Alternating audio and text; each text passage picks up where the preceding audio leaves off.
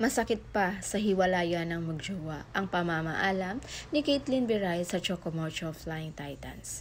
Hi guys, again it's me Vinals TV. So for today's update guys, pag-uusapan natin ngayon yung bumulabog ngayon sa social media, ang pag-alis umano ni Caitlyn Viray sa Chocomocho Flying Titans. Pero bago ang lahat, huwag niyo munang kalimutang i-subscribe at paghampasin ang notification bell button para updated guys sa mga bago kong upload.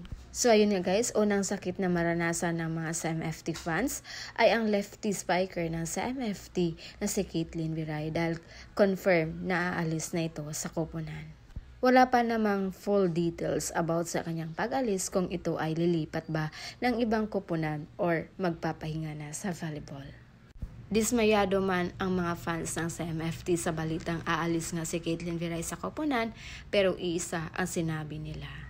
Every ending is a new beginning, so embrace it and keep moving forward. Marami pang tahanang magbubukas sa iyo, Caitlyn. At ito naman yung mensahe na ipinaabot ni Caitlyn sa kanyang mga supporters. Nothing but gratitude to my teammates, coaches, and management.